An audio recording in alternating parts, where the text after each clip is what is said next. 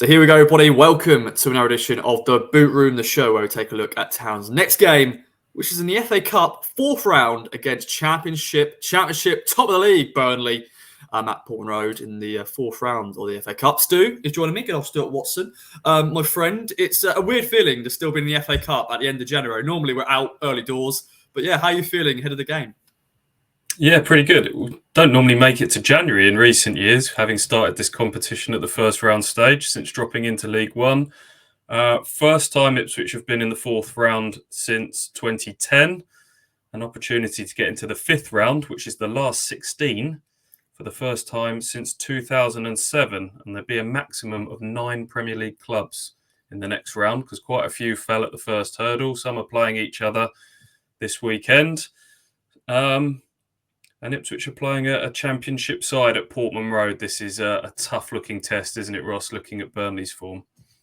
Yeah, indeed. And as you said, if we get to the last 16, it's only a couple more wins away to Wembley. Of course, you play at Wembley in the semi-finals, so you never say never. But yeah, as you said, Burnley, they're a very good side. You know, top of the champ, 18 points clear from the third place. They're scoring goals for fun, unbeaten in many games in the league.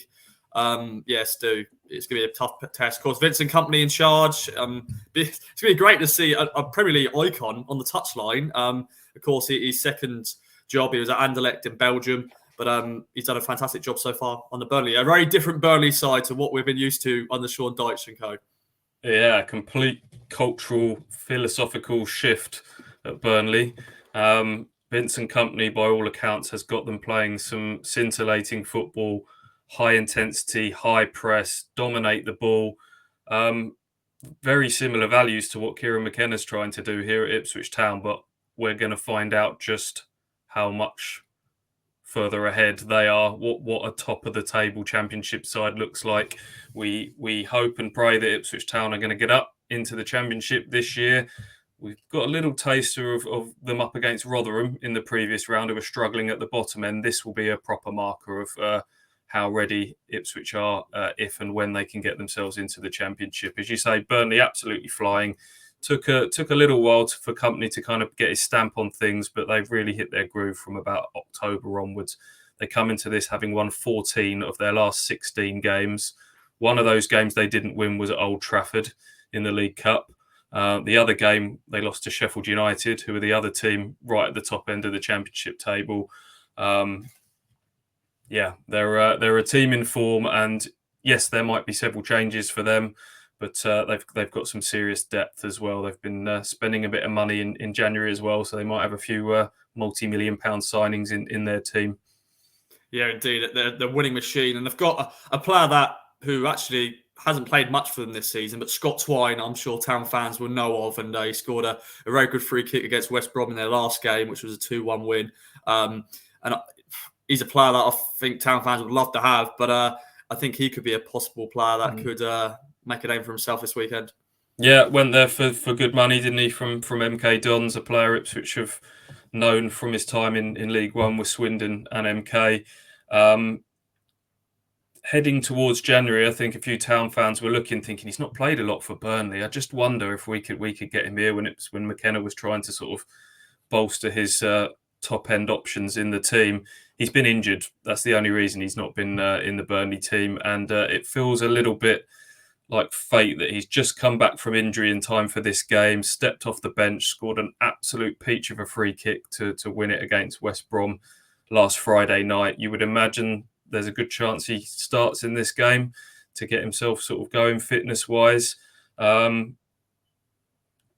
Another player Town fans might mention is the potential goalkeeper. Their backup goalkeeper is Bailey Peacock-Farrell, who Ipswich Town fans will remember Macaulay Bonne dispossessing him of the ball, creeping up from behind and scoring a last-minute equaliser against Sheffield Wednesday at Portman Road towards the start of last season. Luke McNally, another one Ipswich Town fans might remember. He was the man who came up and scored a last-minute header for Oxford. I'm going to stop you here, Stu. He's signed for Coventry on loan. Has he? Yeah, so yeah, he won't be playing. But yeah, that was a heartbreaker. They weren't it with that late goal. But yeah, just we'll stop you there. Scratch off McNally then. But the other two, the other two are certainly ones that have got a bit of history with Ipswich Town. And they've spent £14 million in the January transfer window. They've signed a Belgian under-21 centre-half, Amin El Dakhil, who is actually born in Iraq. He's come from Standard Liège. Lyle Foster is a South African international striker, £8 million for him. And Hjalmar Ekdal, Swedish international centre-half from Djurgården. So those three combined cost £14 million. Potential debuts for all of those. So even if Vincent Kompany mixes things up, you imagine he'll be putting out a pretty strong side. Indeed, and I'm very pleased you pronounced those names than me, Stu, because I would have butchered them all. I was hoping you were going to say that, and they've got a few other players that I'm not even going to try to say because they are good players. But Town fans will know. They'll know. I'm sure they look at Championship football. They look at Burnley. They're winning machine. There we go. But let's talk about the Town team then. There are a lot of changes on Tuesday night for the Morecambe game. Definitely at the back. What sort of team do you reckon Kieran McKenna will go with? He's got. He can rotate, but I'm sure he wants to see how his side can test himself against a very good Burnley side. Very intrigued to see what sort of team Kieran McKenna goes with for this, because he's got a plethora of options now after players coming back from injury and the lads that arrived in the January transfer window so far. I think it's 25 fit senior first teamers to pick from, which means 7 are having to miss out on benches for league games. You get an extra couple of slots on the bench for the FA Cup, which he'll be thankful of. But who he starts with will be interesting. Do you try and build on Tuesday night's 4-0 win against Morecambe at Portman Road and try and get some momentum going, which Ipswich need? Do you go with a pretty strong team to give yourself the best chance possible against a Burnley side that we've just talked about how good they're likely to be? Or do you try and keep some of these fringe players a bit happy and keep them ticking over with some minutes as well? So really, really tough team to predict from Kieran McKenna. I'll be interested to see what he says at his press conference a bit later on today. Indeed. Well, Stu, give me the team. What team are you putting out against a very good Burnley side? I'll have a stab at it. I'm pretty confident it will be Hladky in goal because he's the man that is going to be speaking to the press this morning. Doesn't always work out that way, but it looks like he'll be in goal, which maybe suggests that it will be more of the kind of much changed team for the Cups. Donacien will be the right back. We know that because Harry Clark's cup tied, having played in the competition for Stoke.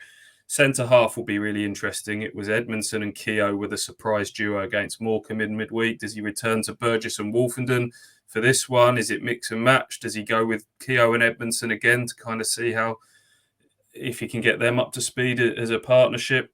I'll go with Burgess and Wolfenden, but really don't know. Lee or Davis at left back. Does he give Davis a bit of a break? He's putting in the hard yards. He's a very dynamic role that Leif Davis plays at left back, going up and down that left side. Do you give him a rest or do you need him for this sort of game? I'll put Greg Lee in. Central midfield, you got Morsey, Evans, Humphreys, Luongo. We haven't even seen Massimo Luongo play yet. Do you need to get him some minutes at some stage? Does he go in from the start or do you just try and get him some minutes off the bench? I'm guessing here, Ross. It could be anything, but I'll go with Morsey and Humphreys, maybe with some Luongo off the bench at some stage.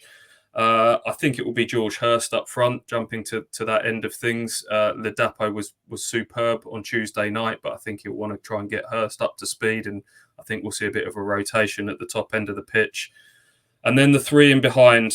Burns came off with a bit of a tight calf as a precaution at half-time on Tuesday night. I doubt they'll want to take too many risks with him. We don't know what that's like, but maybe Caden Jackson out on that right-hand side. Shawnee Aluko, we haven't seen for a little while. Maybe him in that number 10 spot, give Connor Chaplin a bit of a rest. And then Harness or Broadhead in that inside left position. Personally, I'd like to see Nathan Broadhead again. He was exciting on Tuesday night, and I think they could do with really sort of getting him into his groove. But who knows? Who knows? He could go really strong. He could make a load of changes my gut feeling is it will be somewhere in between of those two, a bit of a mix and match side. But yeah, we're all guessing big time on this one. Yeah, definitely. It's an interesting one because he's gone strong pretty much in all the previous rounds. Even against Buxton, he went pretty strong at Portland Road against the non-league side. But he's got a lot of options, and of course, there's 9 subs in the FA Cup, so you just bulk it all out with other attacking options and bring them on when needs to. But as you said, got to keep those fringe players happy. We have a little pause here, Stu, for some key stats, and one key stat is on the referee who had a bit of a mare on his last game again when he was in charge of Bolton. But here's a little key stats.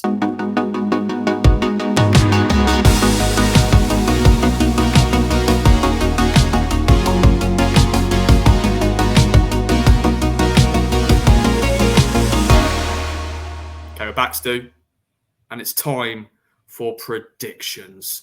Are Town going to reach the last 16 of the FA Cup? Your thoughts? Well, first things first, we don't really want to draw on a replay, do we, Ross? That would come a week on Tuesday, almost certainly, which would be far from ideal preparations from that huge home clash with Sheffield Wednesday in the league. I don't think it will be a draw, and I don't think Ipswich will be going through either. I hope that Ipswich. I hope it's an entertaining game between two sides, as we said at the very start, that share same footballing principles. It will be fascinating to see just how far away Ipswich are from Burnley in terms of executing that game plan. Hope it's an entertaining game, but ultimately I do think Burnley's extra quality will show through, and it will be a reminder of just how high those levels are at the top end of the Championship. I've got a 3-1 Burnley win. 3-1 Burnley win. I've gone for a Burnley win as well, but a 2-1 win. I think Burnley maybe go 2-0 up, and then we'll score a nice consolation goal and go at it at the final minutes, but just didn't have enough to go through and don't score that goal to make it 2-2 and a replay needed. We don't want that. We do not want that, Stu. But yeah, there we go then. Stu, any other business, my friend? 23,000 tickets have been sold. It's going to be another packed Portland Road. Normally FA Cup, they close most of the areas of the stadium. But for this one, Town fans are up for it. They are, yeah. It's a good cup crowd, isn't it? Gives you an idea, I think, of the excitement around the club at the moment. Still, even after that little flat period over the Christmas spell. So hopefully Tuesday night has just woken people up again. I thought it was a little bit subdued, a little bit quiet on Tuesday night against Morecambe. Hopefully this is a real sort of ding-dong game between two teams that go at it, and it gets livens everybody up for this huge run-in for Ipswich Town. Indeed, yeah. Looking forward to it. Hope you enjoy it as well, everybody. If you're going, if you're not, follow the game with us. And thanks again for watching another edition of The Boot Room. Bye for now.